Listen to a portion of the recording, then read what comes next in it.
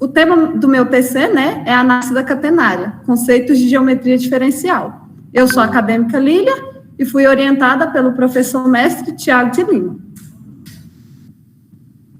Bom, quero agradecer, né, primeiramente, a presença de todos aqui, inclusive, né, da banca, o professor Tiago, a professora Selma, o professor Leonardo, muito obrigada. E o objetivo do meu trabalho é analisar a catenária por meio de conceitos de geometria diferencial e o uso do GeoGebra. Como objetivo específico, realizamos uma revisão bibliográfica buscando a concepção histórica, deduzimos a equação da catenária e aplicamos os conceitos de comprimento de arco, curvatura, raio de curvatura e círculo oscilador da catenária. No primeiro capítulo, né, trouxemos aí o contexto histórico da catenária.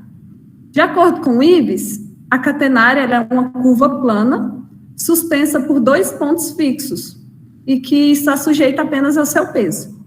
E aí, de acordo com Boyer, ela surgiu ali por volta do século XVII, com Galileu Galilei, e ele supôs que ela era uma parábola. E aí, de acordo com Mendes, anos mais tarde, Huygens, né, ele mostrou que não era uma parábola, mas ele não conseguiu demonstrar. E aí, baseado em Maur, anos depois, Jacques Bernoulli, ele expôs um desafio de encontrar a curva da catenária, que encontrava, né, o problema da curva, que era suspensa por 2 pontos fixos. E aí surgiram 3 soluções corretas. A de Jean Bernoulli, que era irmão dele, de Jacques, inclusive teve uma briga entre eles. A de Leibniz, que utilizou aí das artimanhas do cálculo diferencial, e a de Huygens, que usou mais para o lado geométrico ali, mas ele também conseguiu demonstrar. E aí, baseado nesse fato, né, levando em consideração aí os conceitos analíticos e geométricos da curva, surgiu, então, a equação da catenária. Aqui, né, temos algumas aplicações aí, na ponte pêncil, na rede de transmissão e em obras arquitetônicas, né, aí, no caso, os arcos da Casa Mila. Mas em muitas outras coisas, encontramos aí a presença da curva catenária, né.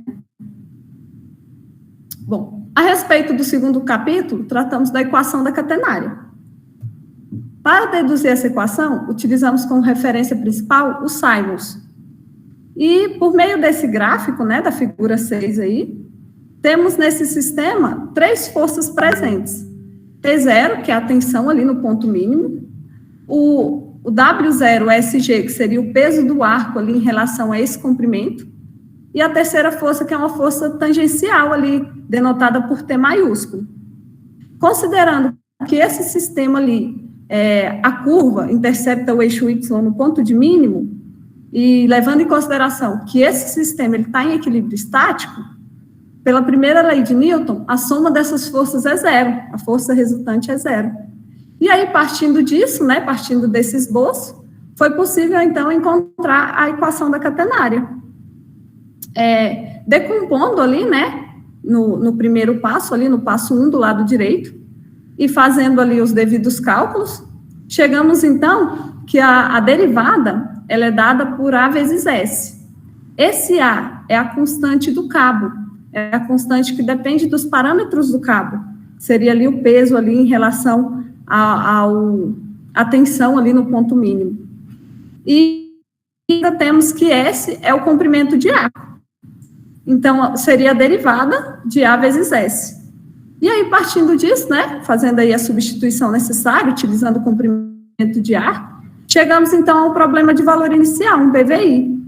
E esse PVI, ele é dado por uma equação diferencial de segunda ordem, não linear de segunda ordem, com 2 condições iniciais. A primeira condição inicial é que, quando x for 0, o y vai ser 1 sobre A. Considerou-se assim. E a derivada, né, quando x for 0, a derivada no ponto de mínimo é 0, porque a tangente ali é nula, né? Seria o nosso passo 3. E aí, para resolver esse PVI, né, esse problema de valor inicial, utilizamos aí um artifício, que seria aí o passo 4. Chamamos de P, né, a derivada. E aí, substituindo, temos aí o passo 5. Esse passo 5, né, essa expressão, é uma equação diferencial de variáveis separáveis. E aí, separando as variáveis e integrando, né, dos dois lados, temos, então, aí o passo 6. Pode notar que tem a presença de uma constante, né, a C1. Essa C1 é zero devido à segunda condição inicial, porque lá diz que quando x for zero, a derivada naquele ponto é nula. Então, fazendo a substituição aí no P, né, que seria a nossa derivada, chegamos no ln de 1, e o ln de 1 é zero, portanto, a nossa C1, né, ficaria ln de 1 igual a C1. Então, a nossa C1 aí, a nossa constante é zero. Continuando, isolamos o P, né, isolando o P aí, através de alguns artifícios, e aí queríamos determinar o Y, que seria da nossa equação já, né.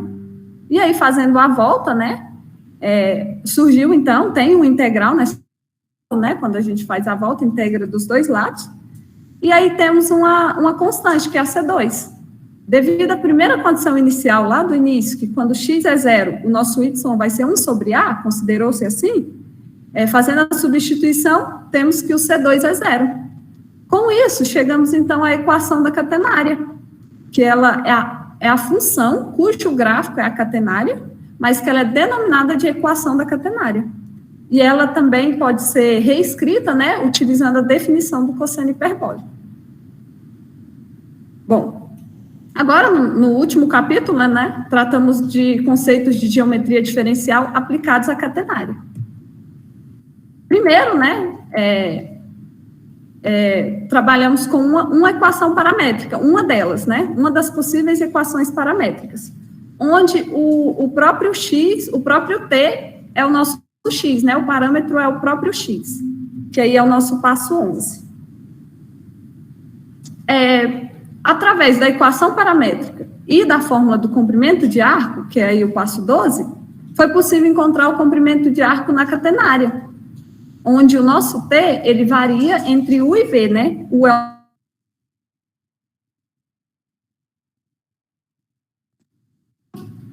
E aí, fazendo, né, os cálculos necessários, chegamos aí ao passo 13, que é a nossa fórmula aí do comprimento de arco. Na figura 9, essa figura foi feita no GeoGebra, né, para auxiliar aí a visualização. Através de um comando do GeoGebra, foi possível, então, calcular o comprimento de arco. O nosso V seria o ponto 2 e o nosso U seria o ponto 1.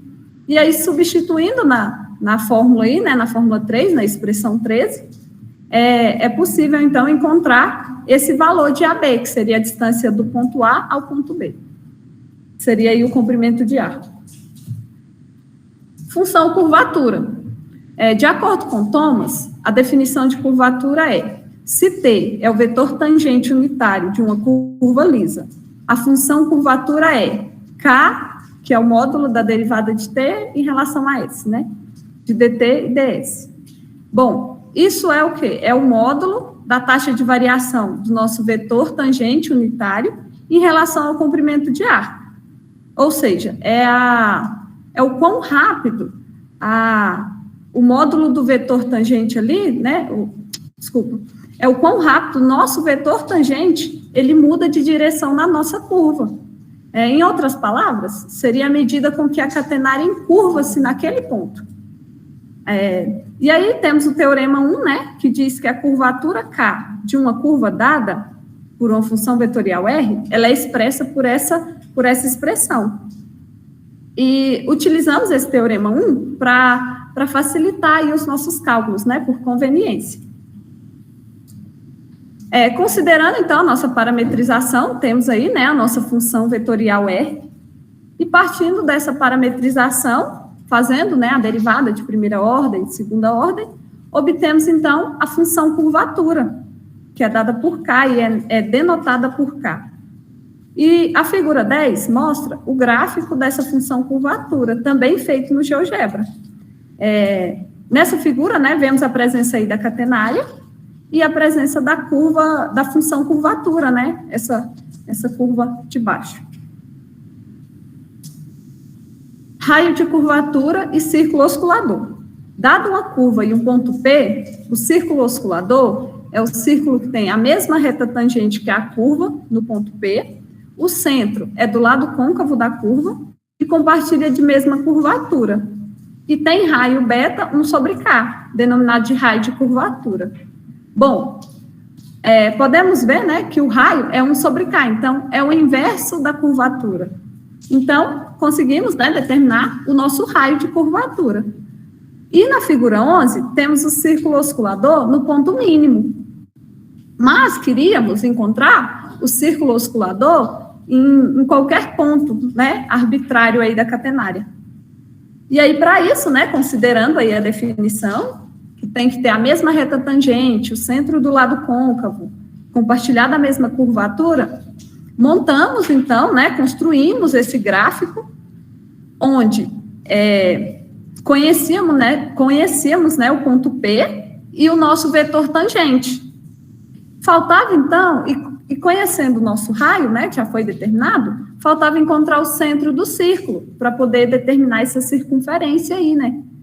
E aí, para isso, utilizamos o quê? Encontramos o vetor tangente unitário, que é dado aí no passo 19, com o vetor tangente unitário, que chamamos de T maiúsculo.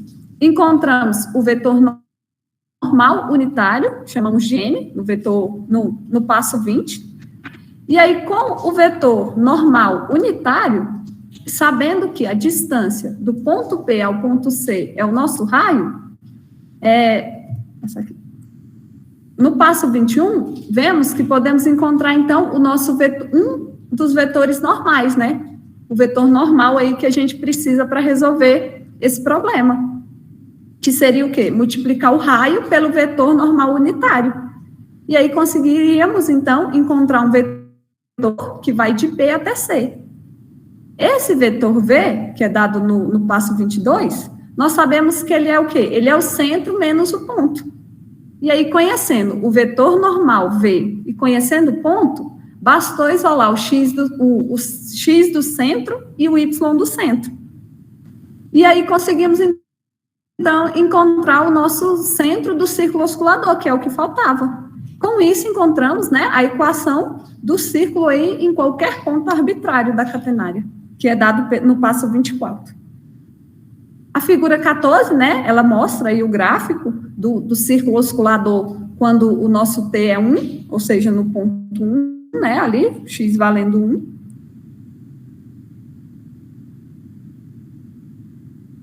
E tem também... Cortou? Botou?